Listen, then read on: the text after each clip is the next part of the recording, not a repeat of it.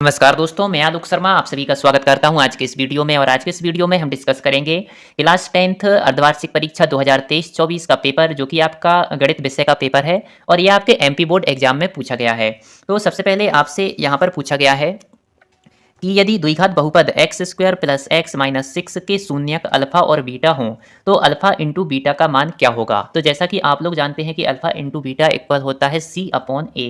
यहाँ पर c होता है ये जो कांस्टेंट वैल्यू होती है और a होता है एक्स स्क्वायर का गुणांक। तो c अपॉन ए करेंगे तो -6 अपॉन 1 होगा। यहाँ पर तो -6 अपॉन 1 होगा -6, यही हमारा आंसर है। इसके बाद नेक्स्ट क्वेश्चन को आप देखेंगे तो आपको दिया गया है दो संख्याएं a और b इस प्रकार है कि a इंटू बी इक्वल 1000 और a और b का एलसीएम आपको दिया है 200 और आपको a और b का HCF यहाँ पर ज्ञात करना है। तो जब आपको दो नंबर का इंटू दिया गया हो और एलसीएम दिया गया हो तो आप HCF कैसे निकालते हैं। तो यहाँ पर आप देख सकते हैं मैंने आपके लिए यहाँ पर सॉल्व करके रखा है यह क्वेश्चन कि दो नंबर का इंटू यहाँ पर 1000 है, एलसीएम यहाँ पर 200 है और HCF आपको निकालना है। तो ये फॉर्मूला होता है दो नंबर का एलसीएम और HCF का जब आप इंटू करते हैं तो ये हमेशा आता है उन दो नंबर का इंटू करने पे आपको जो नंबर प्राप्त होगा उसके।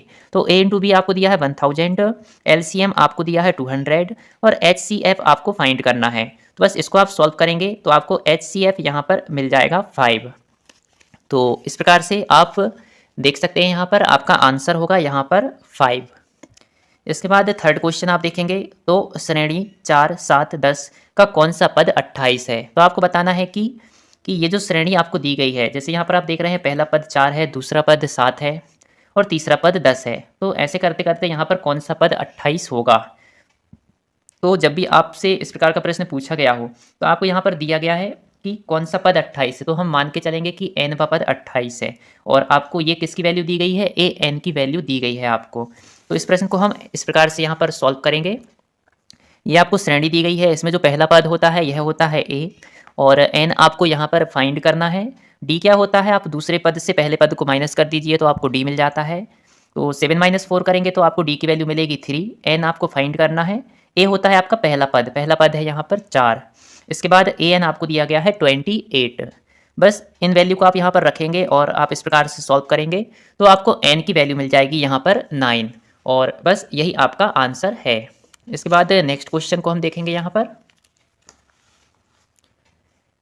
पर आपसे पूछा गया है कि यदि a1/a2 equal b1/b2 equal c1/c2 तो रैखिक समीकरण युग्म a1x plus b1y plus c1 equal 0 तथा a2x plus b2y plus c2 equal 0 का एक अद्वितीय हल होगा, कोई हल नहीं होगा, अनंततः अनेक हल होंगे और इनमें से कोई नहीं। तो इसका फॉर्मूला आपको पता होगा कि जब भी आपको इस प्रकार की कंडीशन दी गई हो, a1/a2 इक्वल दिया हो गया हो, यहाँ पर b1/b2 इक्वल दिया गया हो c1/c2 के, तो हमेशा आपको अनंततः अनेक हल यहाँ पर प्राप्त होते हैं। तो आपका आंसर है ऑप्शन सी, यहाँ पर आपका राइट आंसर है। इसके बाद यहाँ पर आपसे पूछा गया है कि दो बिंदुओं P 0-2 और Q -2 0 के बीच की दूरी है। तो आपको दो बिंदुओं के बीच की दूरी यहाँ पर ज्ञात करना है। तो इसको हम किस प्रकार से करेंगे, तो इसको हम यहाँ पर देख लेते हैं। यहाँ पर आप देख सकते हैं P आपको दिया गया है 0-2, Q दिया गया है -2 0 और आपको इन दोनों बिंदुओं के बीच की दूरी ज्ञात करना है। तो दो बिंदुओं के बीच की दूरी का फॉर्मूला होता है PQ इक्वल √x2 - x1 का whole square plus y2 - y1 का होल स्क्वायर। बस x2 यहाँ पर x2 x1 y1 y2 क्या है, तो ये होता है आपका x1 y1 और ये होता है आपका x2 y2। इन वैल्यू को आप यहाँ पर रख देंगे और जब आप सॉल्व करेंगे तो इस प्रकार से आपको मिलेगा 2√2। तो इस प्रकार से हम कह सकते हैं कि ये जो आपका क्वेश्चन है तो इसका राइट आंसर होगा यहाँ पर 2√2। तो ऑप्शन जो आपका ए है ये आपका राइट आंसर है। इसके बाद आपसे पूछा गया है कि किसी त्रिभुज ABC में DE समानांतर है AB के तथा CD इक्वल दिया गया है 3 और EC इक्वल दिया गया है 4 सेंटीमीटर और B इक्वल दिया गया है 6 सेंटीमीटर। तो आपको यहाँ पर DA की वैल्यू यहाँ पर फाइंड करना है। तो इस प्रश्न को हम कैसे सॉल्व करेंगे, तो यहाँ पर आप देख सकते हैं आपको दिया गया था यहाँ पर CD इक्वल 3 सेंटीमीटर और AD आपको फाइंड करना है। C दिया गया है 4 सेंटीमीटर और B आपको दिया गया है 6 सेंटीमीटर। तो बस इनकी वैल्यू आपको पता है तो जब भी इस प्रकार से आपको 2 रेखाएँ समानांतर मिलती हैं, तो ये जो अनुपात आप देख रहे हैं, ये जो साइड आप देख रहे हैं, इन साइड का जो अनुपात है वो हमेशा बराबर होता है। आप कह सकते हैं CD/AD इक्वल होगा CE/EB के। तो यहाँ पर बस आपको ये वैल्यू रख देना है, 3/AD इक्वल 4/6 होगा और इसको आप सॉल्व करेंगे इस प्रकार से तो AD इक्वल आपको मिलेगा 4.5। तो यहाँ पर आप देख सकते हैं आपका राइट आंसर यहाँ पर 4.5 कहाँ पर दिया गया है, तो ऑप्शन सी में आपको दिया गया है 4.5 सेंटीमीटर, यही आपका राइट आंसर होगा। इसके बाद अब हम देखते हैं रिक्त स्थान भरिए। तो यहाँ पर आपको दिया गया है घात 2 के किसी बहुपद के अधिकतम खाली स्थान शून्यक हो सकते हैं। तो जितनी पावर होती है उतने ही आपके शून्यक होते हैं। तो यहाँ पर घात 2 के किसी बहुपद के अधिकतम कितने शून्यक होंगे, तो 2 इसका राइट आंसर होगा। यहाँ पर आपसे पूछा गया है एक प्राकृत संख्या का अभाज्य गुणनखंडन उसके गुणनखंडों के क्रम को छोड़ते हुए खाली स्थान होता है। तो कोई भी प्राकृत संख्या यदि आप लेंगे और उसके अभाज्य गुणनखंड लेंगे तो उसके जो अभाज्य गुणनखंड हैं उनका क्रम आप आगे पीछे कर सकते हैं। जैसे कि यहाँ पर आप कह सकते हैं कि कोई भी एक नंबर ले लीजिए आप, जैसे आपने नंबर लिया यहाँ पर 18, तो 18 के आप जब फैक्टर निकालेंगे तो 18 के फैक्टर कितने होंगे, 18 के फैक्टर आप यहाँ पर निकाल के देख सकते हैं।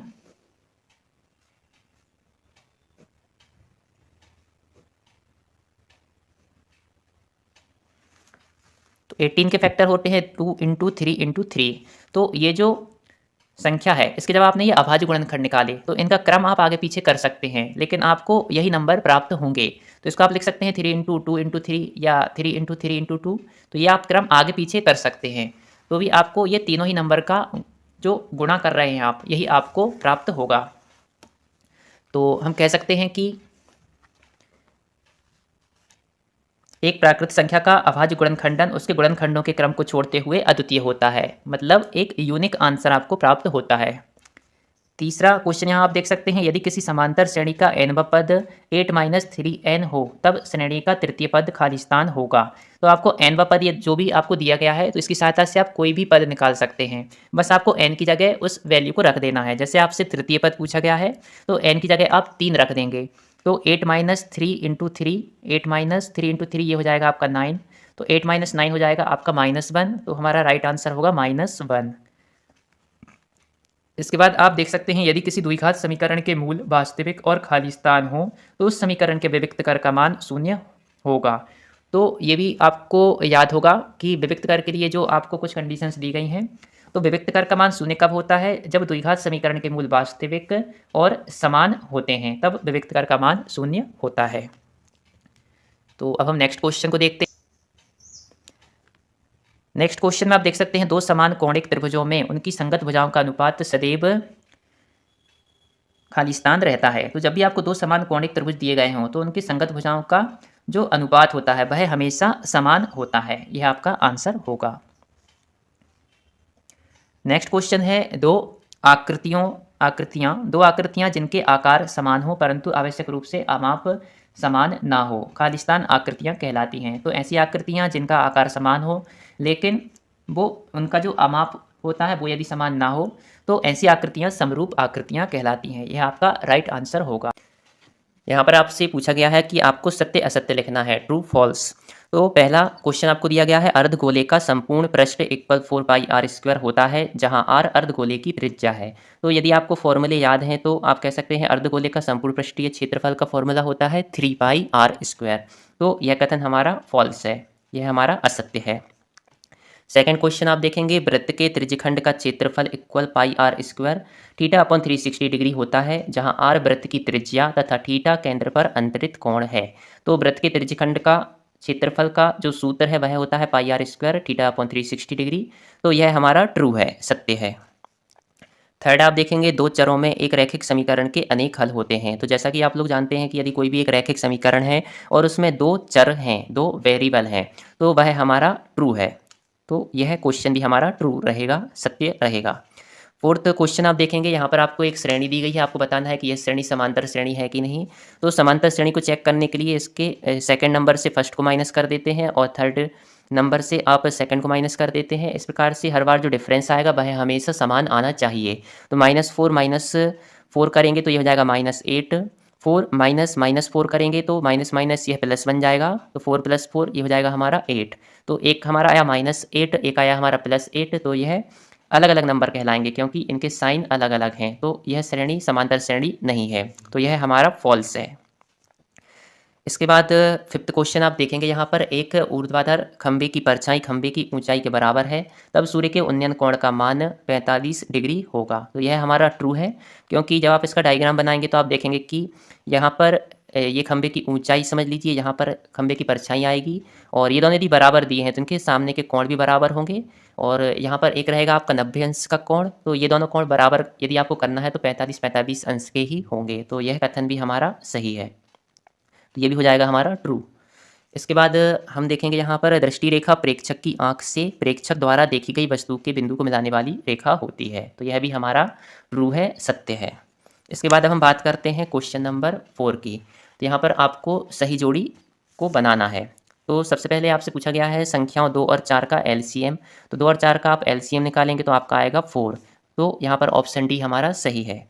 इसके बाद x² - x - 12 के शून्यकों का योग। तो शून्यकों का योग होता है -b/a, जहाँ पर b होता है इस x का जो यहाँ पर गुणांक होता है, तो -b। तो माइनस और b की वैल्यू यहाँ पर -1 है, तो माइनस माइनस वो प्लस हो जाएगी, तो 1/-b/a, a यहाँ पर 1 है, तो माइनस माइनस से प्लस हो गया था, तो 1/1 ये हो जाएगा आपका 1। तो इसका आंसर हो जाएगा option E 1। Sine square theta ये होता है आपका 1 - cos स्क्वायर थीटा, तो ऑप्शन एफ आपका सही है। कॉट 30 डिग्री, तो कॉट 30 डिग्री की वैल्यू होती है √3। सेक थीटा होता है कॉस थीटा को आप यहाँ पर लिख दीजिए डिनोमिनेटर में, और न्यूमरेटर में आपका 1 रहेगा, तो सेक थीटा इक्वल होता है 1/cos थीटा, तो ऑप्शन ए इसका सही है। इसके बाद 1 + tan 0 + 2 cos 0, तो tan 0 होता है 0 और cos 0 होता है 1, तो 1 + 0 + 2 × 1 ये हो जाएगा आपका 3, तो ये आपका ऑप्शन सी यहाँ पर सही है। इसके बाद आप नेक्स्ट क्वेश्चन को देखेंगे। यहाँ पर आपको एक शब्द या वाक्य में उत्तर देना है। तो दिए गए चित्र में बहुपद px के लिए y = px का ग्राफ नीचे आकृति में दिया गया है। px के शून्यकों की संख्या बतलाइए। तो ये जो लाइन आप देख रहे हैं, ये लाइन x एक्सिस को जितनी जगह पे यहाँ पे टच करेगी उतनी ही शून्यकों की संख्या यहाँ पर होगी। तो ये लाइन x एक्सिस को कहीं पर भी टच नहीं कर रही है, तो शून्यकों की संख्या यहाँ पर 0 होगी। ये हमारा आंसर है। इसके बाद नेक्स्ट क्वेश्चन आप देखेंगे, यदि 2 पेन और 5 पेंसिलों का मूल्य 60 रुपये है तो इस स्थिति को रैखिक समीकरण के रूप में प्रदर्शित कीजिए। तो यहाँ पर 2 पेंसिल और 5 पेंसिलों का मूल्य 60 रुपये दिया गया है। तो एक पेन का मूल्य यदि हम x मान लेते हैं और एक पेंसिल का मूल्य यदि हम y मान लेते हैं, तो 2 पेन का मूल्य हो जाएगा 2x और 5 पेंसिलों का मूल्य हो जाएगा 5y। दोनों को हम प्लस कर देंगे, 2x + 5y = 60। यही हमारा आंसर होगा। नीचे हम लिख देंगे कि यहाँ पर x इक्वल है एक पेन का मूल्य और y इक्वल है एक पेंसिल का मूल्य। अब यहाँ पर आपको समीकरण 2x² + 3x + 4 = 0 का विविक्त कर ज्ञात करना है। तो विविक्त कर को हम कैसे ज्ञात करते हैं, यहाँ पर आप देख सकते हैं आपको ये क्वेश्चन दिया गया है, इसका आपको विविक्त कर ज्ञात करना है। तो सबसे पहले जो भी समीकरण आपको दिया गया हो उसकी आप तुलना कर लीजिए। जो आपका द्विघात समीकरण होता है ax² + bx + c = 0 से, तो a की वैल्यू यहाँ पर हो जाएगी 2, b की वैल्यू यहाँ पर हो जाएगी 3, c की वैल्यू यहाँ पर हो जाएगी 4, और यहाँ पर हमने ये वैल्यू लिख दी हैं। विविक्त कर का सूत्र होता है b² - 4ac। बस आपको ये तीनों वैल्यू यहाँ पर रख देना है, तो आपका आंसर आ जाएगा -23। यही हमारा आंसर है कि इस समीकरण का जो विविक्त कर है वह होगा -23। आइए अब नेक्स्ट क्वेश्चन को देखते हैं। नेक्स्ट क्वेश्चन है, क्या सभी वर्ग समरूप होते हैं? तो जितने भी वर्ग हैं वे सभी समरूप होते हैं, इसमें हम लिख लेंगे हाँ। इसके बाद अगला क्वेश्चन है, वृत्त की स्पर्श रेखा वृत्त को कितने बिंदुओं पर स्पर्श करती है? तो वृत्त की स्पर्श रेखा जैसे कि आप जानते हैं कि जब आप वृत्त बनाते हैं तो उसकी जो स्पर्श रेखा होती है वृत्त को केवल एक बिंदु पर स्पर्श करती है, और वो स्पर्श रेखा यदि वृत्त के अंदर से जाती है तो उसको हम छेदक रेखा कहते हैं, और वह वृत्त को 2 बिंदुओं पर प्रतिच्छेद करती है। तो यहाँ पर हम कहेंगे कि वृत्त की स्पर्श रेखा वृत्त को कितने बिंदुओं पर स्पर्श करती है, तो इसका आंसर होगा 1। अगला क्वेश्चन है शंकु के आयतन का सूत्र लिखिए। तो शंकु के आयतन का सूत्र होता है 1/3 पाई आर स्क्वायर एच। यहाँ पर आपसे पूछा गया है संख्याओं 24, 72 और 240 का अभाज्य गुणनखंडन विधि से एलसीएम ज्ञात कीजिए। तो यहाँ पर आपको एलसीएम ज्ञात करना है और इसके लिए आपको अभाज्य गुणनखंडन विधि का प्रयोग करना है। तो सबसे पहले हम 24, 72 और 240 का अभाज्य गुणनखंड यहाँ पर निकाल लेंगे। तो 24 के अभाज्य गुणनखंड यहाँ पर आप देख सकते हैं, यह है 2 गुणित 2 गुणित 2 गुणित 3। इसके बाद 72 के अभाज्य गुणनखंड देखेंगे तो इसमें आप देखेंगे 2 3 बार आ रहा है और 3 यहाँ पर 2 बार आ रहा है। इसी प्रकार से 240 के अभाज्य गुणनखंड जब आप निकालेंगे तो आप देखेंगे यहाँ पर आपको 2 4 बार मिलेगा और इसके बाद आपको 3 1 बार मिलेगा और 5 भी यहाँ पर 1 बार मिलेगा आपको। तो इस प्रकार से आपने 24, 72 और 240 के अभाज्य गुणनखंड निकाल लिए। आपको यहाँ पर एलसीएम ज्ञात करना है। तो एलसीएम क्या होता है, आपको इन तीनों अभाज्य गुणनखंडों में से प्रत्येक नंबर की मैक्सिमम पावर को लेना है। तो यहाँ पर 2 की पावर है 3, यहाँ पर भी 2 की पावर है 3, यहाँ पर 2 की पावर है 4। तो यहाँ पर हम लिख लेंगे 2 की पावर 4। इसी प्रकार से 3 की पावर यहाँ 1 है, 3 की पावर यहाँ पर 2 है और यहाँ पर 3 की पावर 1 है। तो 3 की मैक्सिमम पावर यहाँ पर 2 है, तो हम 3 की पावर 2 लिख देंगे। और इसी प्रकार से आप देखेंगे 5 की पावर यहाँ पर नहीं है, यहाँ पर भी नहीं है, यहाँ पर 5 की पावर 1 आपको दी गई है, तो 5 की पावर 1 यहाँ पर हम लिख देंगे। और इनका जब हम गुणा करेंगे तो हमको मिलेगा 720 और यही हमारा आंसर है। 24, 72, 240 का एलसीएम होगा यहाँ पर 720। और इसके अथवा में क्या पूछा गया था, तो इसके अथवा में पूछा गया था कि दर्शाइए कि 3 + √2 एक अपरिमेय संख्या है। जब भी आपको कोई नंबर दिया गया हो और आपको सिद्ध करना हो कि वह अपरिमेय संख्या है, तो इसका हम उल्टा मान लेते हैं। हम मानेंगे कि 3 + √2 एक परिमेय संख्या है और इसको सॉल्व करने के बाद हम कुछ ऐसा यहाँ पर लेकर आएंगे जो कि संभव नहीं है और फिर हम कह देंगे कि जो हम मानकर चले थे वह गलत था, हमारी जो कल्पना थी गलत है और 3 + √2 एक अपरिमेय संख्या है। तो इस प्रकार से यहाँ पर हमने मान लिया कि 3 + √2 एक परिमेय संख्या है। तो परिमेय संख्या क्या होती है, जिनको हम a/b के फॉर्म में लिख सकें। तो 3 + √2 को भी हम a/b के फॉर्म में लिख सकते हैं। तो यहाँ पर हमने लिख दिया है 3 + √2 = a/b और यहाँ पर a और b सह अभाज्य संख्याएं हैं और b ≠ 0 है। अब यहाँ पर √2 का हमने पक्षांतर कर दिया है, तो ये हो जाएगा हमारा, यहाँ पर हमने 3 का पक्षांतर किया है, तो ये हो जाएगा हमारा √2 = a/b - 3। अब यहाँ पर आप देख सकते हैं यदि a/b परिमेय संख्या है, तो जैसा कि आप लोग जानते हैं परिमेय संख्या से किसी को यदि हम प्लस या माइनस करते हैं तो भी हमको परिमेय संख्या ही प्राप्त होती है। तो a/b - 3 भी परिमेय संख्या होगी और यदि a/b - 3 परिमेय संख्या है तो √2 भी एक परिमेय संख्या होगी, क्योंकि a/b - 3 यहाँ पर √2 के इक्वल है। लेकिन हम जानते हैं कि √2 जो होता है वह एक अपरिमेय संख्या होता है। तो और जब हम यहाँ पर हमने देखा कि इस समीकरण से हमको मिल रहा है कि √2 एक परिमेय संख्या होना चाहिए, जो कि इस तथ्य का विरोधाभास है कि √2 एक अपरिमेय संख्या होती है। तो हम कह सकते हैं कि हमारी कल्पना यहाँ पर गलत है और 3 + √2 एक अपरिमेय संख्या है। इस प्रकार से यह प्रश्न हमारा सॉल्व हो गया है। इसके बाद हम नेक्स्ट क्वेश्चन को देखेंगे। यहाँ पर आपको बताना है कि संख्याओं 6 की पावर n पर विचार कीजिए, जहाँ n एक प्राकृत संख्या है और जांच कीजिए कि क्या n का कोई मान है जिसके लिए 6 की पावर n अंक शून्य पर समाप्त होता है।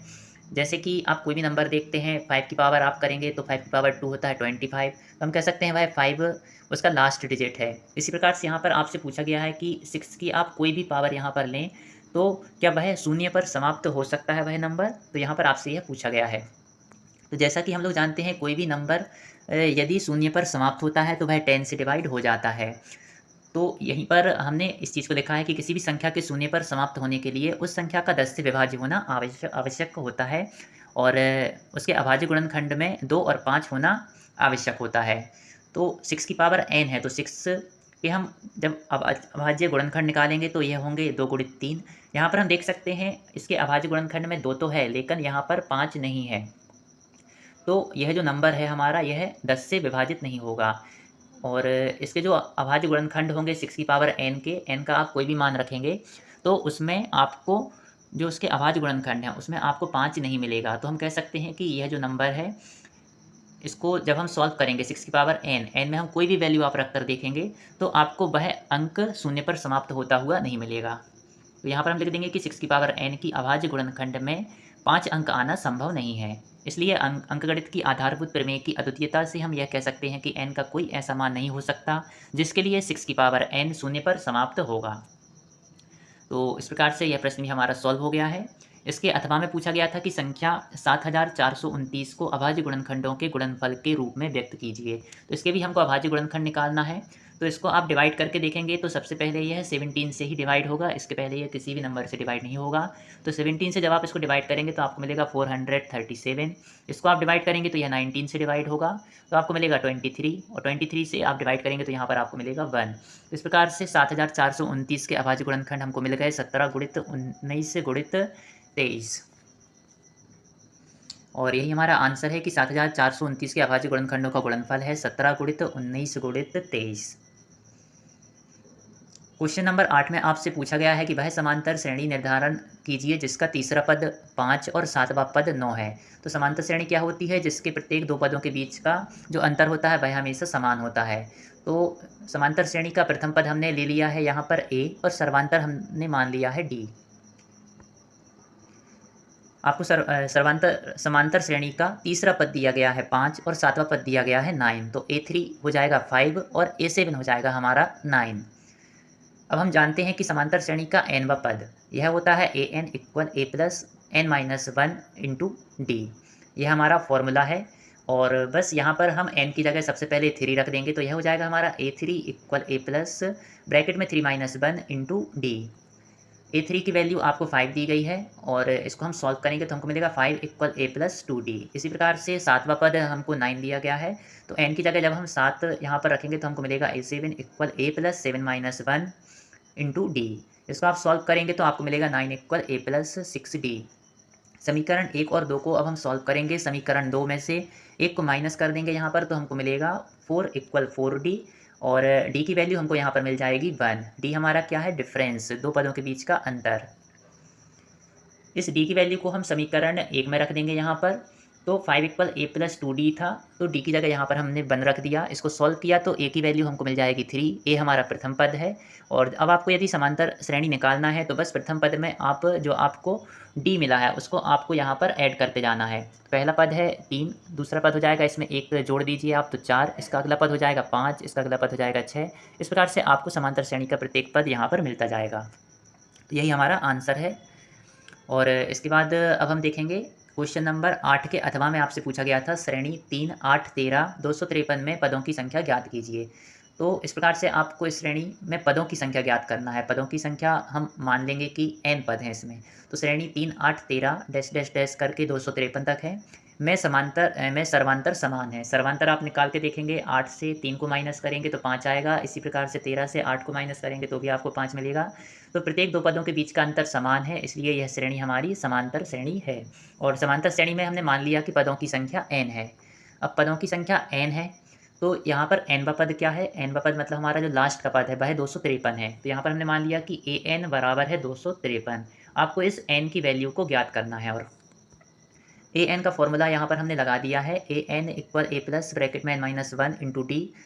an की वैल्यू आपको दी गई है 253, इसको हमने यहाँ पर वैल्यू को रख दिया है, और हम इसको सॉल्व करेंगे तो इस प्रकार से हमको यहाँ पर मिलेगा n इक्वल 51।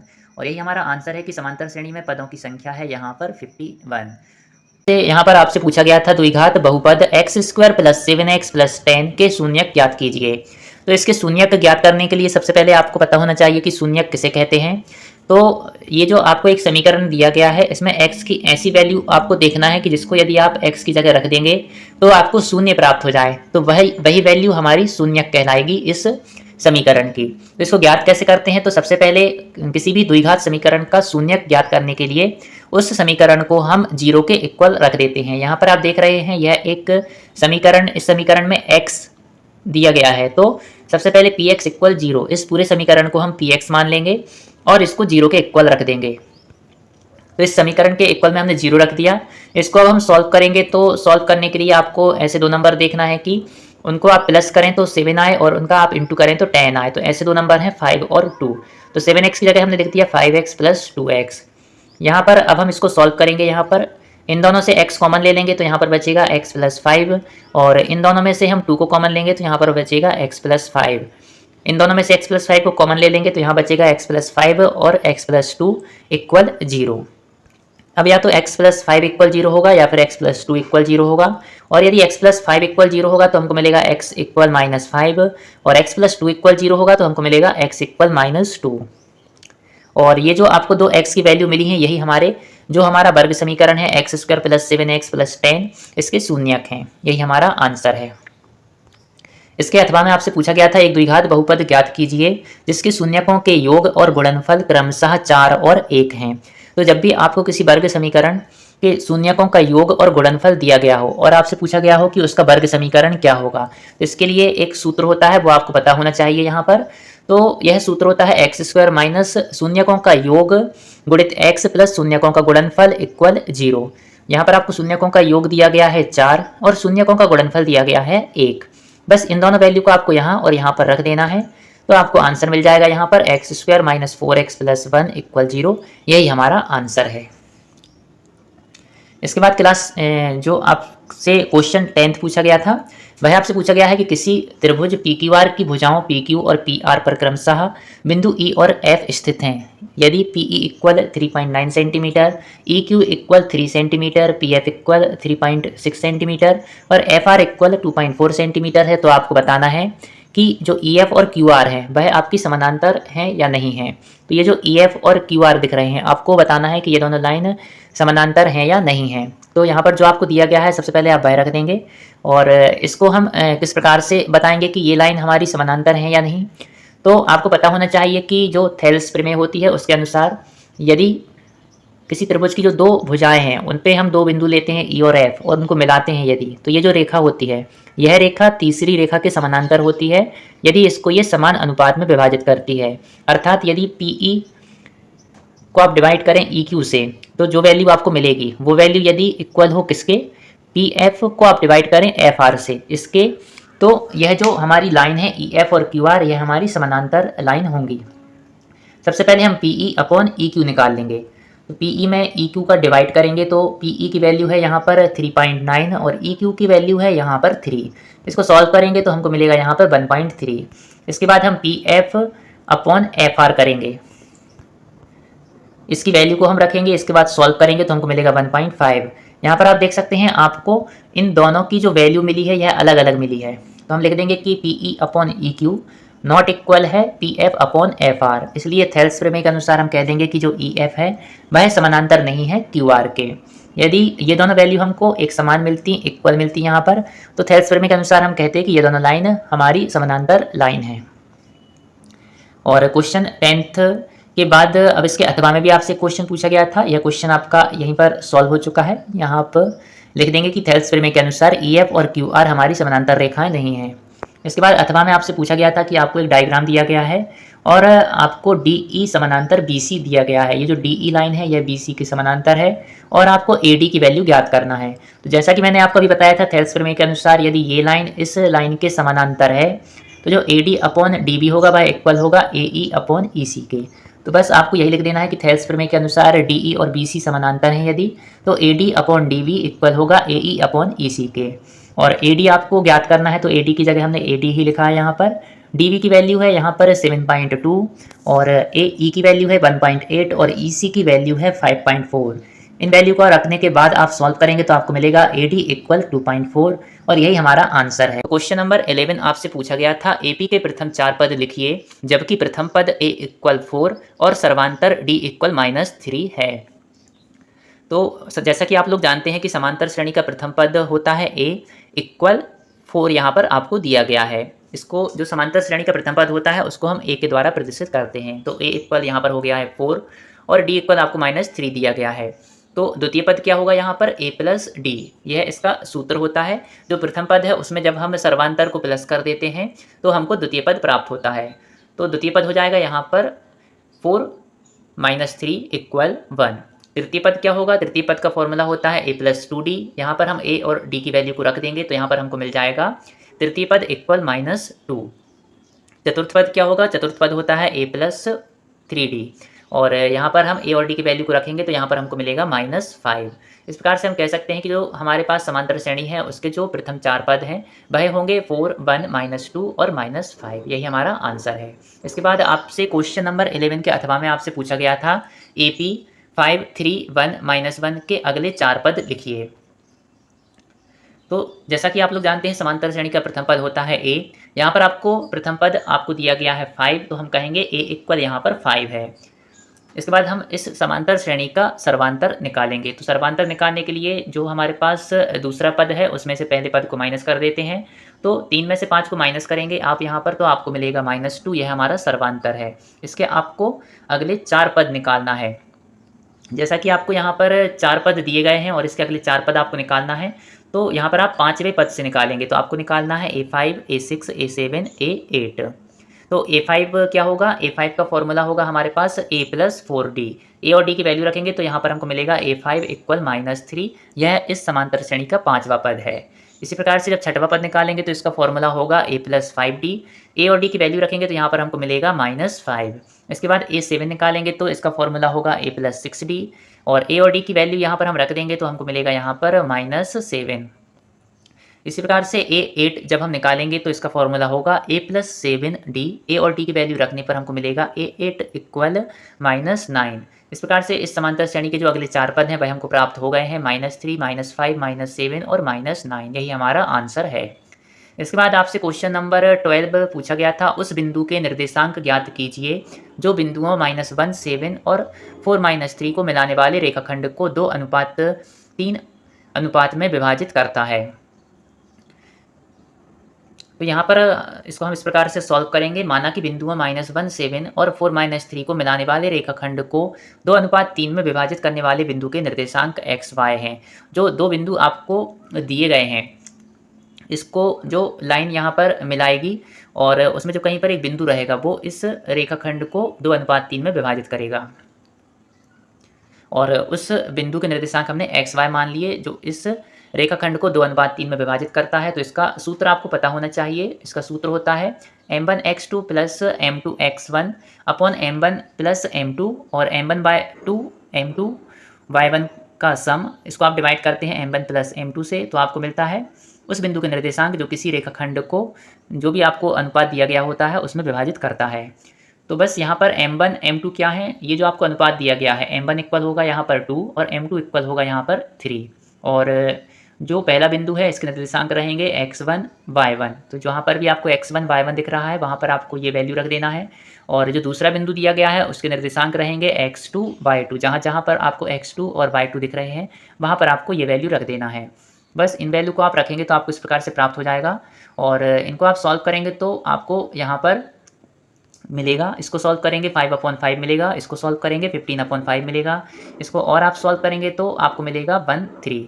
तो जो बिंदु इस रेखाखंड को 2:3 में विभाजित करेगा, कौन से रेखाखंड को, जो इन 2 बिंदुओं को मिलाने से हमें प्राप्त होगा, तो उस बिंदु के निर्देशांक यहाँ पर रहेंगे 1/3।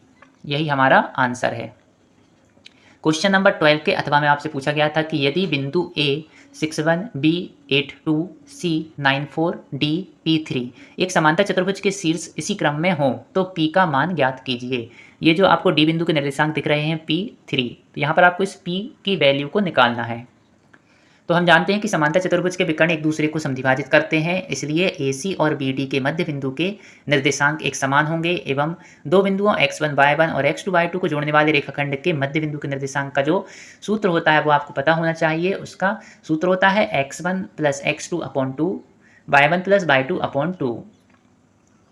और ये जो आपको 2 बिंदु दिए गए हैं इसका जो मध्य बिंदु होगा उसके निर्देशांक निकालने का यह आपके पास सूत्र दिया गया है।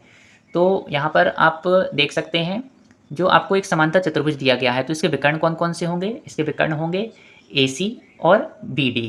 तो AC का जो मध्य बिंदु रहेगा और BD का जो मध्य बिंदु रहेगा, उन दोनों जो विकर्ण हैं उसका जो मध्य बिंदु है वह एक ही बिंदु होगा, तो उसका निर्देशांक भी एक समान होंगे। तो बस हम AC के मध्य बिंदु के निर्देशांक निकालेंगे इस फॉर्मूले की सहायता से, और यहाँ पर हम BD के मध्य बिंदु के निर्देशांक भी निकालेंगे इस फॉर्मूले की सहायता से। तो AC के मध्य बिंदु के जब हम निर्देशांक निकालेंगे तो जो ए के निर्देशांक होंगे x1 y1 और सी के निर्देशांक होंगे x2 y2, तो ये वाली वैल्यू रखेंगे। और जब बी डी के मध्य बिंदु के निर्देशांक निकालेंगे तो x1 y1 रहेंगे बी के निर्देशांक और x2 y2 रहेंगे डी के निर्देशांक। बस यहाँ पर आपको ये वैल्यू रख देना है।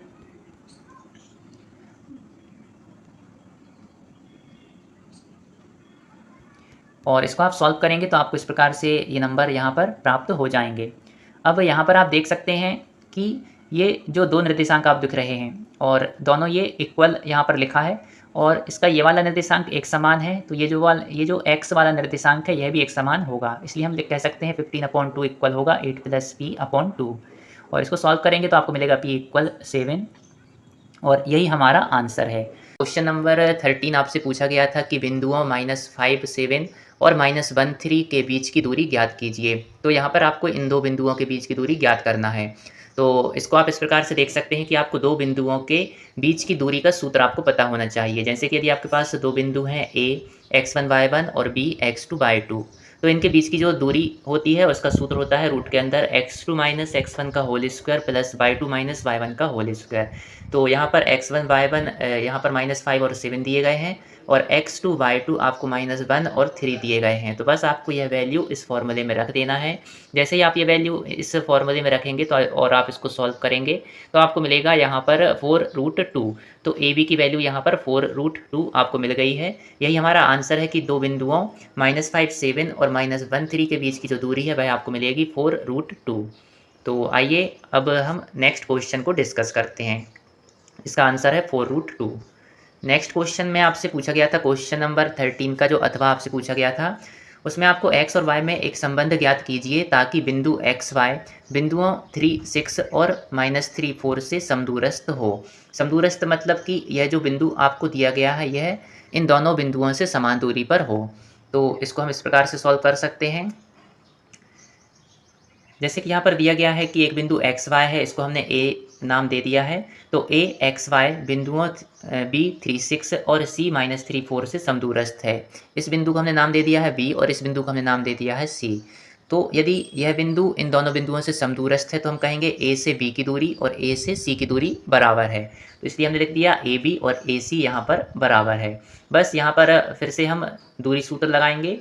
ए बी के लिए जब हम दूरी सूत्र लगाएंगे तो x1 y1 x2 y2 यहाँ पर क्या होंगे, तो ये होगा x1, ये होगा y1 और ये होगा x2 और ये होगा y2। और बस फॉर्मूले में हम वैल्यू रख देंगे तो हमको ये यहाँ पर प्राप्त हो जाएगा रूट के अंदर 3 - x का होल स्क्वायर प्लस 6 - y का होल स्क्वायर। यहाँ पर इक्वल के आगे यहाँ पर AC दिया गया है तो AC के लिए x1 y1 ये रहेगा और x2 y2 यहाँ पर ये रहेंगे -3, 4। इसकी वैल्यू यहाँ पर रख देंगे तो रूट के अंदर -3 - x का होल स्क्वायर प्लस 4 - y का होल स्क्वायर। बस इनको आप दोनों साइड स्क्वायर कर देंगे तो ये रूट यहाँ से अलग हो जाएगा। तो यहाँ पर मिलेगा हमें 3 - x का होल स्क्वायर प्लस 6 - y का होल स्क्वायर। यहाँ पर आपको मिला -3 - x का होल स्क्वायर प्लस 4 - y का होल स्क्वायर। बस यहाँ पर आप आइडेंटिटी लगाकर सॉल्व करेंगे तो आपको मिलेगा यहाँ पर 3x + y - 5 = 0 और यही हमारा x और y के बीच में संबंध है। तो हमारा आंसर होगा 3x + y - 5 = 0। इसके बाद हम नेक्स्ट क्वेश्चन को डिस्कस करते हैं। तो यहाँ पर आपको बहुपद t² - 15 के शून्यक ज्ञात करना है। तो यहाँ पर आप देख सकते हैं बहुपद में वेरिएबल t दिया गया है तो इस बहुपद को हम नाम दे देंगे pt। यदि x में बहुपद होता तो px नाम दे देते। तो pt इक्वल हो जाएगा यहाँ पर t² - 15 के शून्यक ज्ञात करना है आपको। तो शून्यक ज्ञात करने के लिए क्या होता है, उस बहुपद को हम शून्य के बराबर रख देते हैं और उससे जो भी वेरिएबल हमें दिया होता है उसकी वैल्यू निकाल देते हैं। तो यहाँ पर हम क्या करेंगे, यहाँ पर pt = 0 रख देंगे। pt की वैल्यू है t² - 15 = 0। यहाँ पर आप देख सकते हैं कि यदि यहाँ पर कोई ऐसा नंबर होता जिसका हम स्क्वायर कर सकते तो ये आइडेंटिटी हो जाती a² - b²। लेकिन 15 को हम जानते हैं किसी भी नंबर का ये स्क्वायर रूट नहीं होता है। तो हम क्या करेंगे, 15 को हम √15 × √15 लिख सकते हैं। तो 15 को हम लिख देंगे √15 का होल स्क्वायर। तो यहाँ पर a² - b² = 0 हो गया आपके पास। इसकी आइडेंटिटी लग जाएगी यहाँ पर। तो t² - √15² = 0 इसकी आइडेंटिटी लगाएंगे तो ये हो जाएगा हमारे पास t - √15 और t + √15 = 0। अब ये इक्वल 0 होगा या फिर ये इक्वल 0 होगा। तो इसको आप सॉल्व करेंगे तो आपको यहाँ पर t की दो वैल्यू मिल जाएंगी। एक मिलेगी आपको √15 और दूसरी वैल्यू आपको यहाँ पर मिलेगी -√15 और यही हमारे आंसर हैं, यही हमारे शून्यक हैं। तो हम कह सकते हैं कि बहुपद टी स्क्वायर माइनस 15 के शून्यक होंगे √15 और माइनस √15। अब हम नेक्स्ट क्वेश्चन को डिस्कस करते हैं। तो नेक्स्ट क्वेश्चन है 4u² प्लस 8u के शून्यक ज्ञात कीजिए। तो शून्यक ज्ञात करने के लिए इस बहुपद को हम शून्य के इक्वल रख देंगे। बहुपद को यहाँ पर आप देख सकते हैं वेरिएबल u दिया गया है, तो इसको pu मान लिया हमने यहाँ पर, और इसको 0 के इक्वल रख देंगे। इसको आप सॉल्व करेंगे तो आप देख सकते हैं यहाँ से 4u दोनों में से कॉमन निकल जाएगा, तो यहाँ पर बचेगा u, यहाँ पर बचेगा 2, 4u ब्रैकेट में u प्लस 2, 4u इक्वल 0 होगा या फिर u प्लस 2 इक्वल 0 होगा, तो u की दो वैल्यू हमको मिल जाएंगी 0 और -2, और यही हमारे आंसर हैं। जो 4u² प्लस 8u दिया गया था आपको, उसके शून्य का आपको मिल गए हैं 0 और -2।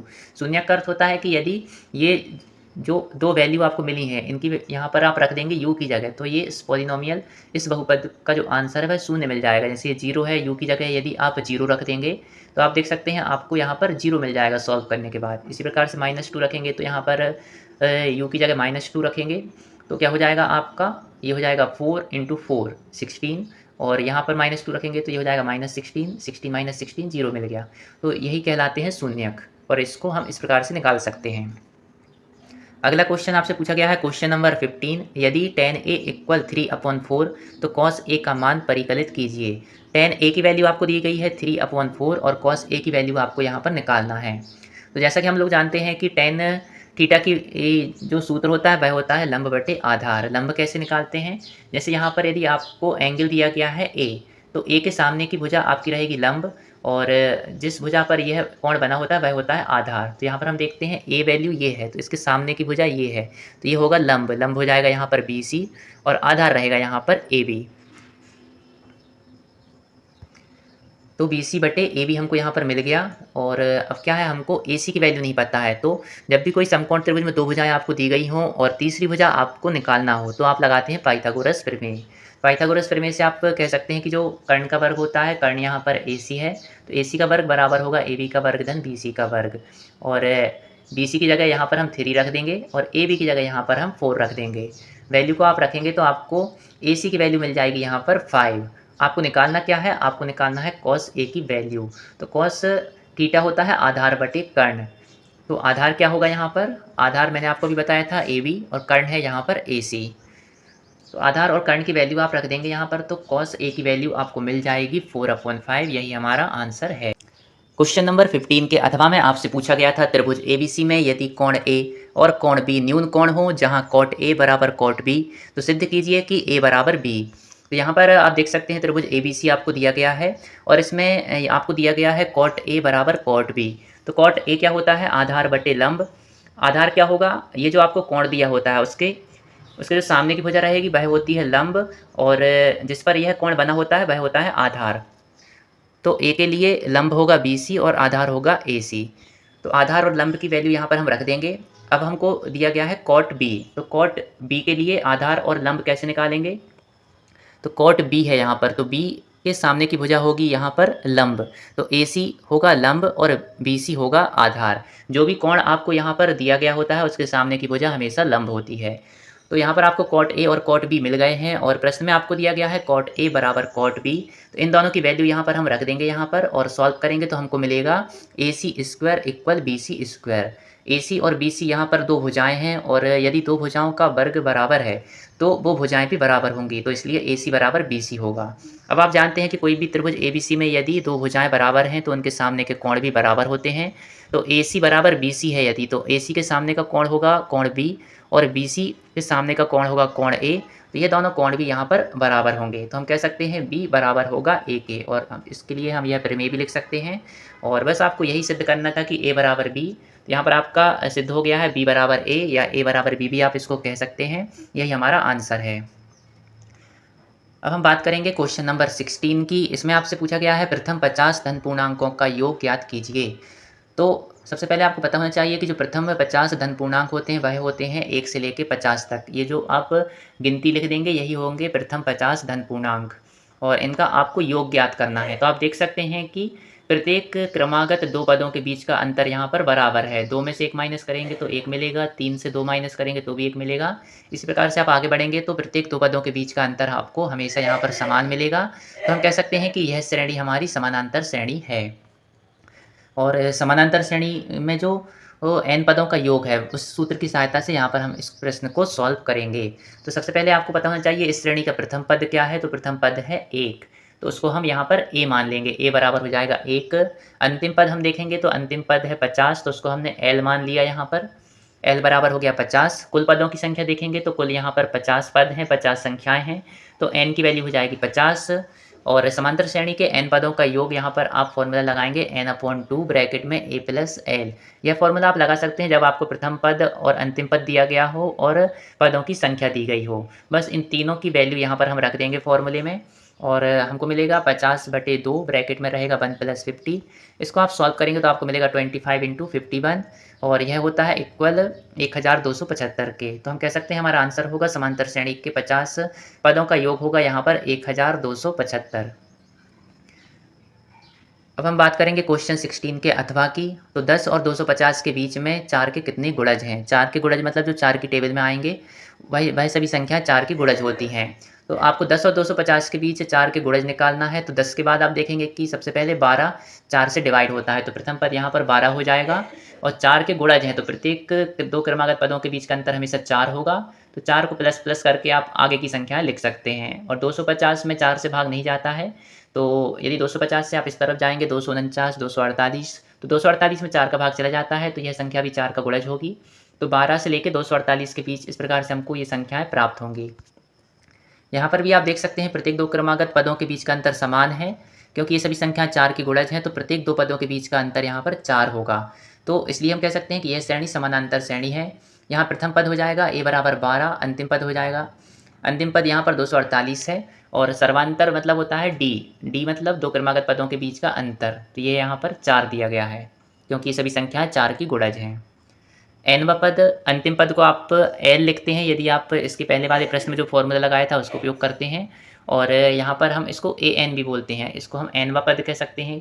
तो nवा पद an = 248। तो आपको यहाँ पर निकालना है कितने गुणज हैं, मतलब आपको इन पदों की संख्याएं निकालना है। वहाँ पर आपको पूरी संख्याएं दी गई थी कि 50 संख्याएं थी, यहाँ पर आपको निकालना है कि ये कितनी संख्याएं होंगी। तो इसको हम मान लेंगे कि हमारे पास n संख्याएं होंगी, और जो nवा पद है मतलब जो आखिरी का पद है वो 248 है, तो ये हो जाएगा an। तो यहाँ पर हम सूत्र लगाएंगे an = a + n - 1 d। यहाँ पर हम a, d और n की वैल्यू तो हमको निकालना है, लेकिन an की वैल्यू हमको 248 दी गई है, तो यहाँ पर हम इन सभी वैल्यू को रख देंगे। तो हमको मिलेगा n बराबर 60, अर्थात जो हमारे पास श्रेणी हमको प्राप्त है उसमें कुल पदों की संख्या यहाँ पर 60 है, और यही हमारा आंसर है। क्वेश्चन नंबर 17 आपसे पूछा गया है 2 cot square 45 plus sine square 60 minus cos square 30 का मान ज्ञात कीजिए। तो इसके लिए आपको त्रिकोणमिति की टेबल याद होना चाहिए। तो जैसा कि आप लोग जानते हैं cot 45 की वैल्यू होती है 1 और cot स्क्वायर दिया गया है, इसलिए यहाँ पर 1 का स्क्वायर कर देंगे हम। साइन स्क्वायर 60, साइन 60 की वैल्यू होती है √3/2, यहाँ पर स्क्वायर लगा है तो यहाँ पर भी हम स्क्वायर लगा देंगे। cos 30 की वैल्यू होती है √3/2, इसका स्क्वायर यहाँ पर आप देख सकते हैं, तो यहाँ पर भी हमने इसका स्क्वायर लगा दिया है। अब इसको सॉल्व करेंगे तो 2 × 1 स्क्वायर करेंगे तो यहाँ पर 2 मिलेगा हमें, √3/2 का स्क्वायर करेंगे तो 3/4 मिलेगा, और यहाँ पर भी √3/2 का होल स्क्वायर है तो यहाँ पर भी 3/4 हमें मिल जाएगा, प्लस 3/4 माइनस 3/4 यहाँ पर 0 हो जाएगा, और हमको आंसर मिलेगा यहाँ पर 2। इसके बाद हम बात करते हैं क्वेश्चन नंबर 17 के, जो अथवा में आपसे क्वेश्चन पूछा गया था। तो यहाँ पर आपसे पूछा गया है कि sec a को tan a के रूप में लिखिए।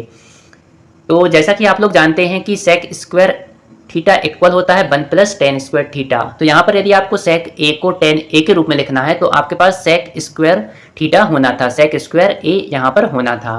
तो सबसे पहले हम sec a यहाँ पर स्क्वायर लगा देंगे। अब स्क्वायर लगाएंगे तो हमको स्क्वायर रूट भी लगाना होगा जिससे इसकी वैल्यू चेंज ना हो, और sec स्क्वायर a की वैल्यू हो जाएगी 1 + tan स्क्वायर a, और ये हमने आइडेंटिटी का यूज किया है, आइडेंटिटी को भी यहाँ पर हम लिख देंगे, और यही हमारा आंसर है। sec a इक्वल हो जाएगा √1 + tan स्क्वायर a।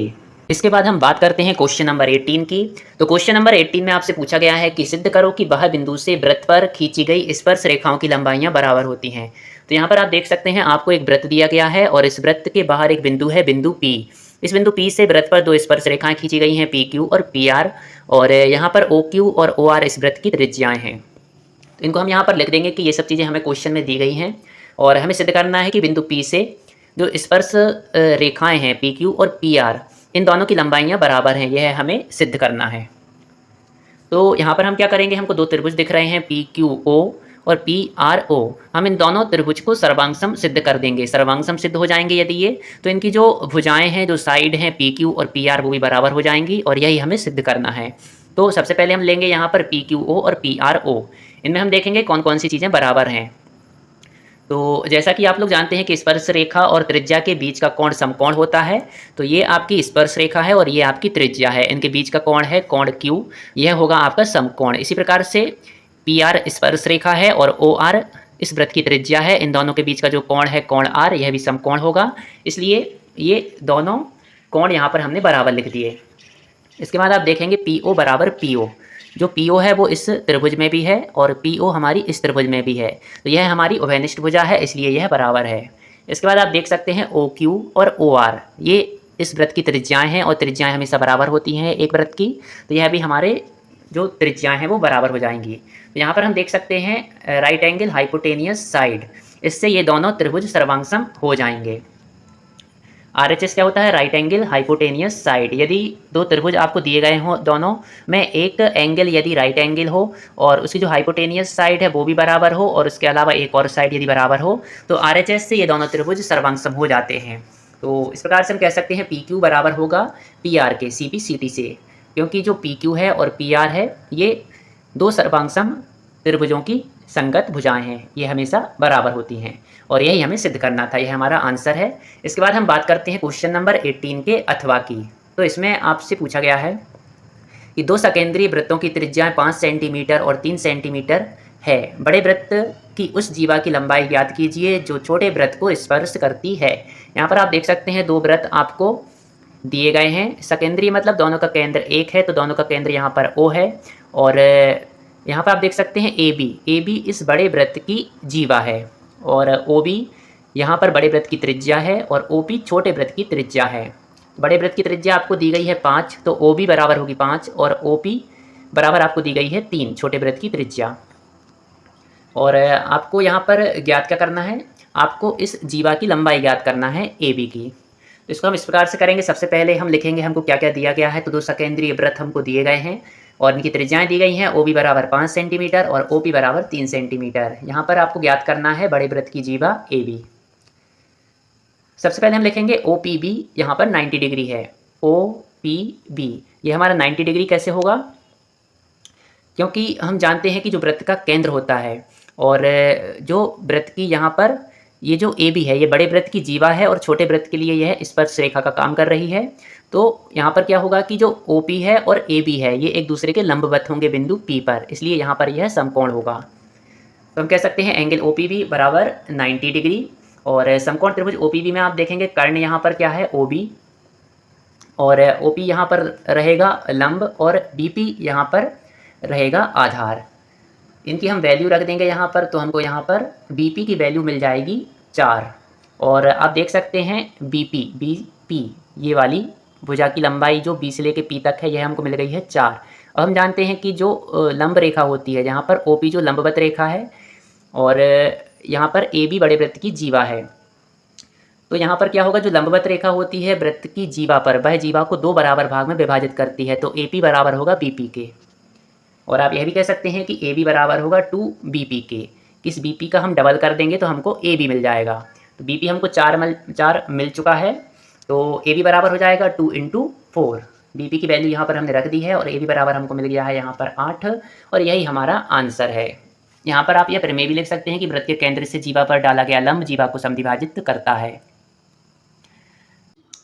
इसके बाद हम बात करते हैं क्वेश्चन नंबर 19 की। तो क्वेश्चन नंबर 19 में आपसे पूछा गया है कि गुणनखंड विधि से समीकरण 6x² - x - 2 = 0 को हल कीजिए। तो इसको हल करने के लिए सबसे पहले हम ऐसे दो नंबर देखेंगे कि उनका डिफरेंस या उनका सम यहाँ पर एक्स आए माइनस 1 आए, और उनका जब हम गुणा करें तो यहाँ पर हमको 6 इंटू -2 -12 प्राप्त हो। ऐसे दो नंबर हमको मिल गए हैं 3x और 4x। 3x माइनस 4x करेंगे आप तो यहाँ पर आपको -x मिलेगा, और 3 और 4 का इंटू करेंगे तो आपको यहाँ पर -12 मिलेगा। तो -x की जगह हमने लिख दिया है 3x माइनस 4x। इसके बाद इन दोनों में से हम कॉमन निकालेंगे तो यहाँ पर 3x कॉमन है, यहाँ पर बचेगा 2x प्लस 1। यहाँ से भी 2 कॉमन निकल जाएगा तो यहाँ पर बचेगा 2x प्लस 1। इसके बाद 2x प्लस 1 यहाँ पर दोनों में है तो हम फिर से 2x प्लस 1 को कॉमन निकालेंगे तो यहाँ पर बचेगा 3x, यहाँ पर बचेगा -2। अब यहाँ पर 3x माइनस 2 इक्वल 0 होगा या फिर 2x प्लस 1 इक्वल 0 होगा। यदि 3x माइनस 2 इक्वल 0 होगा तो x की वैल्यू मिलेगी 2/3, और यदि 2x प्लस 1 इक्वल 0 होगा तो x की वैल्यू मिलेगी -1/2, और यही हमारा आंसर है। क्वेश्चन नंबर 19 के अथवा में आपसे पूछा गया है द्विघात समीकरण 2x² plus kx plus 3 equal 0 में k का ऐसा मान ज्ञात कीजिए कि उसके दो बराबर मूल हों। तो कोई भी आपको वर्ग समीकरण दिया होता है, उसके यदि दो बराबर मूल हैं तो आपको पता होना चाहिए कि यदि दो मूल बराबर हैं तो b² माइनस 4ac इक्वल 0 होता है। सबसे पहले जो भी आपको द्विघात समीकरण दिया गया है उसकी आप तुलना करेंगे वर्ग समीकरण ax² plus bx plus c बराबर 0 से। तो a की जगह आप देख सकते हैं यहाँ पर 2 है, b की जगह यहाँ पर k है, और c की जगह यहाँ पर 3 है। तो इन तीनों वैल्यू को हमने यहाँ पर रख दिया, और इस वर्ग समीकरण के मूल बराबर दिए गए हैं तो b² माइनस 4ac बराबर 0 होगा। a b c की वैल्यू यहाँ पर हम रख देंगे, यहाँ तो हमको यहाँ पर मिलेगा k इक्वल प्लस माइनस √24। तो हम कह सकते हैं कि जो k की वैल्यू है 24 के आप फैक्टर निकालेंगे यहाँ पर तो आपको मिलेगा 6 इंटू 4। 4 को आप बाहर करेंगे तो यहाँ पर 2 बचेगा, 2 मिल जाएगा आपको, क्योंकि 4 का जो स्क्वायर रूट होता है वो हमेशा 2 होता है। तो k इक्वल हो जाएगा प्लस माइनस 2√6। यही हमारा आंसर है। अब हम बात करते हैं क्वेश्चन नंबर 20 की। तो एक छतरी में 8 ताने हैं जो बराबर दूरी पर लगे हुए हैं। छतरी को 45 सेंटीमीटर त्रिज्या वाला एक सपाट वृत्त मानते हुए इसकी दो क्रमागत तानों के बीच का क्षेत्रफल ज्ञात कीजिए। यहाँ पर आपको एक छतरी दी गई है जिसमें ये आप देख रहे हैं, ये इस छतरी की ताने हैं। यहाँ पर 8 ताने आपको दी गई हैं जो इस पूरे वृत्त को 8 बराबर भागों में विभाजित कर रही हैं। तो सबसे पहले हम देखेंगे दो क्रमागत तानों के द्वारा वृत्त के केंद्र पर बना कोण। ये जो ताने आपको दी गई हैं ये क्या कर रही हैं, इस वृत्त को 8 बराबर भाग में विभाजित कर रही हैं, और पूरे वृत्त के द्वारा जो केंद्र पर कोण बनता है वो 360 का होता है। तो इसको हम 8 बराबर भाग में डिवाइड कर देंगे तो हमको एक पार्ट के द्वारा जो केंद्र पर कोण बन रहा है वह ज्ञात हो जाएगा। तो 360/8 करेंगे यहाँ पर तो हमको मिलेगा 45। तो ये कोण कौन सा होगा, किसी एक जो त्रिज्य खंड है उसके द्वारा ये जो केंद्र पर कोण बन रहा है वो हमको यहाँ पर प्राप्त हो गया है 45। और इस वृत्ताकार छतरी की त्रिज्या दी गई है 45 सेंटीमीटर। यहाँ पर आपको याद रखना है कि ये कोण है 45 और यहाँ पर आपको त्रिज्या भी 45 दी गई है। और दो क्रमागत तानों के बीच का क्षेत्रफल क्या होगा, तो यहाँ पर आप त्रिज्य खंड के क्षेत्रफल का सूत्र लगा सकते हैं। वह होता है θ/360 इंटू πr²। थीटा की वैल्यू 45 है और यहाँ पर पाई की वैल्यू होती है 22/7 इंटू आर की वैल्यू भी 45 है तो 45 का स्क्वायर हो जाएगा। इसको आप सॉल्व करेंगे तो आपको मिलेगा यहाँ पर 795.53, और क्षेत्रफल की यूनिट क्या होगी यहाँ पर, सेंटीमीटर स्क्वायर हो जाएगी यहाँ पर, और यही हमारा आंसर है। इसके बाद हम बात करेंगे क्वेश्चन नंबर 20 के अथवा की। तो एक वृत्त के चतुर्थांश का क्षेत्रफल ज्ञात कीजिए जिसकी परिधि 22 सेंटीमीटर है। यहाँ पर आपको वृत्त के चतुर्थांश का क्षेत्रफल ज्ञात करना है। तो वृत्त के चतुर्थांश के द्वारा केंद्र पर बना कोण होता है 90 डिग्री का। चतुर्थांश मतलब पूरे वृत्त को आपने 4 बराबर भागों में विभाजित कर दिया, तो उसका जो एक भाग है उसकी बात यहाँ पर हो रही है। तो वृत्त के चतुर्थांश के द्वारा केंद्र पर बना कोण होता है 90 अंश का, और वृत्त की परिधि दी गई है 22 सेंटीमीटर। परिधि का सूत्र होता है 2πr, तो 2πr बराबर हो जाएगा 22, और इसको सॉल्व करेंगे तो r की वैल्यू आपको मिलेगी 3.5 सेंटीमीटर। इसके बाद वृत्त के चतुर्थांश का क्षेत्रफल का सूत्र आप यहाँ पर लगा देंगे θ/360 इंटू πr²। थीटा की वैल्यू यहाँ पर दी गई है आपको 90 और r की वैल्यू दी गई है 3.5। पाई की वैल्यू होती है 22/7। इन सभी वैल्यू को हम यहाँ पर रख देंगे और सॉल्व करेंगे तो हमको मिलेगा 77/8। इसको भी आप सॉल्व करेंगे तो आपको मिलेगा 9.625, और क्षेत्रफल यहाँ पर आपको सेंटीमीटर दिया गया है, परिधि आपको सेंटीमीटर में दी गई है तो क्षेत्रफल आपका सेंटीमीटर स्क्वायर में होगा। यही हमारा आंसर है। नंबर 21 आपसे पूछा गया था कि रैखिक समीकरण युग्म x + 2y = 3 और 7x + 15y = 2 को विलोपन विधि से हल कीजिए। तो यहाँ पर आपको विलोपन विधि का प्रयोग करते हुए इस क्वेश्चन को सॉल्व करना है। सबसे पहले इन दोनों समीकरण को हम लिख देंगे और इनको समीकरण 1 और समीकरण 2 नाम दे देंगे। इसके बाद आप क्या करेंगे, विलोपन विधि में आपको क्या करना होता है, या तो आप x के जो गुणांक हैं उनको देखिए या फिर y के जो गुणांक हैं उनको देखिए। तो यहाँ पर हम x के गुणांक की सहायता से इस प्रश्न को सॉल्व करेंगे। तो x का गुणांक जो समीकरण 1 है उसमें आप देखेंगे कि 1 है इसका गुणांक, और समीकरण 2 में x का गुणांक 7 है। तो जो x का समीकरण 1 में गुणांक है उसका गुणा हम समीकरण 2 में करते हैं, और समीकरण 2 में x का जो गुणांक है उसका गुणा हम समीकरण 1 में करते हैं। यहाँ पर आप देख सकते हैं कि समीकरण 1 में 7 का और समीकरण 2 में 1 का गुणा करने पर जब हम समीकरण 1 में 7 का गुणा करेंगे तो यहाँ पर मिलेगा 7x + 14y = 21, और समीकरण 2 में जब हम 1 का गुणा करेंगे तो हमें मिलेगा 7x + 15y = 2। अब हम क्या करेंगे, अब हम यहाँ पर समीकरण 4 से 3 को माइनस कर देंगे। आप यहाँ समीकरण 3 से भी 4 को माइनस कर सकते थे तो भी आपका आंसर वही आएगा। तो समीकरण 4 से जब हम 3 को माइनस करेंगे तो हम देख सकते हैं यहाँ पर 7x से 7x माइनस हो जाएगा, 15y से 14y माइनस होगा तो यहाँ पर y मिलेगा, और 2 से 21 माइनस होगा तो -19 मिलेगा। इसको हम यहाँ पर इस प्रकार से भी लिख सकते हैं, जो समीकरण 4 का LHS है उसको हमने यहाँ पर लिख दिया, इसमें से माइनस किया हमने समीकरण 3 के LHS को, और इसी प्रकार से समीकरण 4 के RHS में से हमने माइनस किया है समीकरण 3 के RHS को, और सॉल्व करेंगे तो हमको मिल जाएगा y = -19। इस y की वैल्यू को या तो आप समीकरण 1 में रख दीजिए या समीकरण 2 में रख दीजिए, तो आपको x की वैल्यू यहाँ पर मिल जाएगी। तो हमने समीकरण 1 में y की इस वैल्यू को रख दिया है यहाँ पर, तो यहाँ पर क्या हो जाएगा, x + 2 × y की जगह हो जाएगा -19 = 3, और इसको अब हम सॉल्व करेंगे यहाँ पर तो हमको मिल जाएगा x = 41, और यही जो x और y की वैल्यू है यही हमारा आंसर है। इसके बाद अब हम सॉल्व करेंगे क्वेश्चन नंबर 21 के, जो अथवा में आपसे क्वेश्चन पूछा गया था। तो यहाँ पर आपसे पूछा गया है कि दो संख्याओं का अंतर 26 है और एक संख्या दूसरी संख्या की 3 गुनी है, उन्हें ज्ञात कीजिए। आपको वो दोनों संख्याएं यहाँ पर ज्ञात करना है। तो हम मान लेंगे कि वो दो संख्याएं x और y हैं। आपको दिया गया है दोनों संख्याओं का अंतर 26 है, तो x - y = हो जाएगा 26, और इसी के साथ आपको दिया गया है कि एक संख्या दूसरी संख्या की 3 गुनी है, तो x = हम लिख देंगे 3 × y, ये हो जाएगी हमारी y की 3 गुनी हो जाएगी x। और यहाँ पर हम क्या करेंगे, ये जो समीकरण 1 है इसमें हम इस x की वैल्यू को रख देंगे, तो यहाँ पर हमको y की वैल्यू मिल जाएगी 13। इसके बाद इस y की वैल्यू को हम समीकरण 1 में रख देंगे यहाँ पर, तो हमको क्या मिल जाएगा, यहाँ पर हमें मिल जाएगा x की वैल्यू, x = 39, और यही हमारा आंसर है। x = हमको मिल गया है 39 और y = मिल गया है हमको 13, यही हमारा आंसर है। अब हम सॉल्व करते हैं क्वेश्चन नंबर 22 को। तो क्वेश्चन नंबर 22 में आपसे पूछा गया है कि 1.5 मीटर लंबा एक प्रेक्षक एक चिमनी से 28.5 मीटर की दूरी पर है। उसकी आंख से चिमनी के शिखर का उन्नयन कोण 45 डिग्री है। चिमनी की ऊंचाई बताइए। यहाँ पर आपको डायग्राम मैंने बना दिया है। यहाँ पर ये जो आप देख रहे हैं ए से लेके बी तक यह एक चिमनी है, और सी से लेके डी तक ये प्रेक्षक की लंबाई है 1.5। इसके बाद ए डी ई यहाँ पर 45 डिग्री का ये जो कोण है यह उन्नयन कोण है, और ए ई डी ये आपका समकोण है। चिमनी से प्रेक्षक की दूरी कितनी है, तो यह चिमनी है, यह प्रेक्षक है, इन दोनों के बीच की दूरी है 28.5 मीटर। इतनी चीज़ें आपको दी गई हैं यहाँ पर, और आपको ज्ञात करना है चिमनी की ऊंचाई। ए से लेके बी तक आपको ज्ञात करना है। यहाँ पर आप देख सकते हैं ए से लेके बी मतलब ए से लेके ई ज्ञात कर दीजिए, ई से लेके बी ज्ञात कर दीजिए, इन दोनों को प्लस कर दीजिए तो आपको ए बी यहाँ पर मिल जाएगा।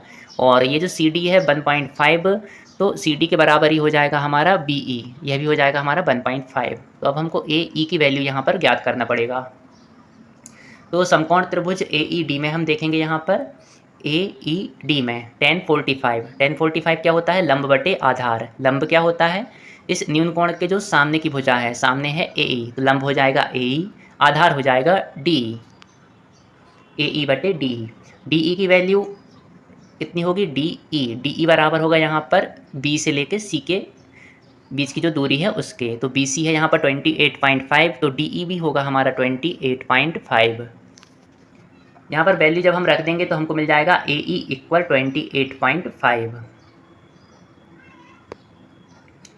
अब हमको ज्ञात करना था चिमनी की ऊंचाई। चिमनी की ऊंचाई ए बी इक्वल था ए ई + बी, AE की वैल्यू आपको मिल चुकी है 28.5 और BE की वैल्यू यहाँ पर आपको दी गई है पहले से 1.5। इन दोनों को हम प्लस कर देंगे तो हमको मिलेगा 30 और यही हमारा आंसर है। चिमनी की ऊंचाई हो जाएगी यहाँ पर 30 मीटर। इसके बाद हम सॉल्व करेंगे क्वेश्चन नंबर 22 के जो अथवा में आपसे पूछा गया था। तो यहाँ पर आपसे पूछा गया है कि एक नदी के पुल के एक बिंदु से नदी के सम्मुख किनारों के अवनमन कोण क्रमशः 30 और 45 डिग्री हैं। यदि पुल किनारों से 3 मीटर की ऊंचाई पर हो तो नदी की चौड़ाई ज्ञात कीजिए। तो यहाँ पर आप देख सकते हैं आपको एक नदी दी गई है, ए से लेके बी तक यह नदी की चौड़ाई है और पी क्या है यहाँ पर, पी नदी से, यह जो नदी है इससे 3 मीटर ऊंचाई पर स्थित एक बिंदु है, बिंदु पी। अब नमन कोण आप देख सकते हैं 30 डिग्री और 45 डिग्री यहाँ से बन रहे हैं। 30 यहाँ से ये वाला कोण है और जो 45 है यहाँ से ये वाला कोण है। हमें ज्ञात करना है नदी की चौड़ाई, ए से लेके बी तक हमको ज्ञात करना है। सबसे पहले हम समकोण त्रिभुज ADP लेंगे यहाँ पर, ADP। ADP में आप देखेंगे PAD इक्वल होगा 30 डिग्री। ये क्यों होगा, क्योंकि यहाँ पर यदि 30 डिग्री है तो यहाँ पर एकांतर अंतः कोण बनेगा जिससे यह जो कोण A है यह भी हमारा 30 डिग्री का हो जाएगा। तो कोण PAD ये हो जाएगा हमारा 30 डिग्री। tan 30 का फॉर्मूला हम लगाएंगे यहाँ पर, तो क्या होगा यहाँ पर लंब बटे आधार, तो tan 30, इस 30 के लिए ये हो जाएगा हमारा लंब और आधार हो जाएगा AD। इसकी हम वैल्यू रख देंगे यहाँ पर। tan 30 की वैल्यू होती है 1/√3, PD की वैल्यू दी गई है 3 और इससे हमको AD की वैल्यू यहाँ पर मिल जाएगी 3√3।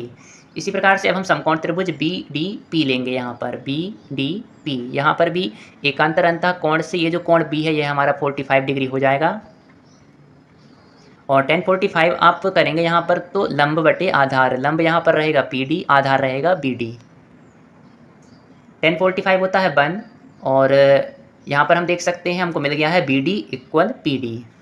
PD की वैल्यू 3 मीटर है इसलिए BD की वैल्यू भी हो जाएगी यहाँ पर 3 मीटर। हमको ज्ञात करना है AB, तो AB आप देख सकते हैं AD प्लस BD करेंगे तो हमको पूरा AB यहाँ पर मिल जाएगा और AD और BD की वैल्यू हम निकाल चुके हैं तो AB इक्वल हो जाएगा 3√3 + 3। इस प्रकार से हमको आंसर मिल जाएगा। नदी की चौड़ाई बराबर हो जाएगी 3 ब्रैकेट में √3 + 1 मीटर। यही हमारा आंसर है। क्वेश्चन नंबर 23 में आपसे पूछा गया है, एक ठोस एक अर्धगोले पर खड़े एक शंकु के आकार का है जिनकी त्रिज्याएं 1 सेंटीमीटर हैं तथा शंकु की ऊंचाई उसकी त्रिज्या के बराबर है। इस ठोस का आयतन पाई के पदों में ज्ञात कीजिए। तो यहाँ पर आप देख सकते हैं आपको एक अर्धगोला दिया गया है, इसके ऊपर एक शंकु रखा हुआ है और यह पूरा एक ठोस यहाँ पर बना हुआ है। इस पूरे का आपको आयतन ज्ञात करना है। तो इसके लिए आपको अर्धगोले का आयतन का सूत्र पता होना चाहिए और शंकु के आयतन का सूत्र पता होना चाहिए। इन दोनों के आयतन को आप प्लस कर देंगे तो आपको इस पूरे ठोस का आयतन यहाँ पर मिल जाएगा। तो सबसे पहले हम लिखेंगे अर्धगोले और शंकु की त्रिज्या बराबर 1 सेंटीमीटर, क्योंकि इन दोनों की त्रिज्या 1 सेंटीमीटर दी गई है और शंकु की ऊंचाई भी यहाँ पर 1 सेंटीमीटर दी गई है, क्योंकि यहाँ पर लिखा है शंकु की ऊंचाई उसकी त्रिज्या के बराबर है। बस आपको ठोस का आयतन यहाँ पर निकालना है, तो हम लिख देंगे शंक्वाकार भाग का आयतन प्लस अर्धगोले का आयतन। इन दोनों का सूत्र आपको पता होना चाहिए। तो शंकु का आयतन क्या होता है 1/3 πr² और अर्धगोले का आयतन क्या होता है 2/3 πr³। r और h दोनों की वैल्यू यहाँ पर 1 सेंटीमीटर दी गई है, तो इस वैल्यू को हम यहाँ पर रख देंगे और इसके बाद हम इसको सॉल्व करेंगे तो हमको आंसर मिलेगा पाई सेंटीमीटर क्यूब। ठोस का आयतन हो जाएगा पाई सेंटीमीटर क्यूब, यही हमारा आंसर है। इसके बाद हम सॉल्व करते हैं क्वेश्चन नंबर 23 के अथवा में आपसे जो क्वेश्चन पूछा गया था। तो क्वेश्चन नंबर 23 के अथवा में आपसे पूछा गया है, लकड़ी के एक ठोस बेलन के प्रत्येक सिरे पर एक अर्धगोला खोदकर निकालते हुए एक वस्तु बनाई गई है। यदि बेलन की ऊंचाई 10 सेंटीमीटर है और आधार की त्रिज्या 3.5 सेंटीमीटर है तो इस वस्तु का संपूर्ण पृष्ठीय क्षेत्रफल ज्ञात कीजिए। तो यहाँ पर आप देख सकते हैं आपको एक बेलन दिया गया है, इस बेलन के दोनों सिरे पर आपको 2 अर्धगोले बनाए गए हैं और आपको ज्ञात क्या करना है, यहाँ पर वस्तु का संपूर्ण पृष्ठीय क्षेत्रफल आपको ज्ञात करना है। अर्धगोलाकार और बेलनाकार भाग की त्रिज्या यहाँ पर दी गई है 3.5 सेंटीमीटर, बेलन की ऊंचाई दी गई है 10 सेंटीमीटर और वस्तु का संपूर्ण पृष्ठीय क्षेत्रफल यहाँ पर क्या होगा, तो संपूर्ण पृष्ठीय क्षेत्रफल होगा बेलनाकार भाग का पृष्ठीय क्षेत्रफल प्लस दोनों अर्धगोलाकार भाग का पृष्ठीय क्षेत्रफल। तो बेलन का पृष्ठीय क्षेत्रफल क्या होता है 2πr(h) और अर्धगोले का पृष्ठीय क्षेत्रफल क्या होता है 2πr²। बस यहाँ पर हम r और h की वैल्यू को रख देंगे तो हमको मिलेगा 119 पाई। पाई की वैल्यू होती है 22/7। इसको और हम सॉल्व करेंगे तो 374 हमको मिल जाएगा, 374 सेंटीमीटर स्क्वायर। यह इस वस्तु का संपूर्ण पृष्ठीय क्षेत्रफल होगा और यही हमारा आंसर है। और यदि आपको मेरा वीडियो पसंद आया हो तो इसको लाइक अवश्य करें, और यदि आपने अभी तक मेरे चैनल को सब्सक्राइब नहीं किया है तो मेरे चैनल को सब्सक्राइब अवश्य करें। आपने मेरे वीडियो को देखा इसके लिए बहुत बहुत धन्यवाद। Thank you.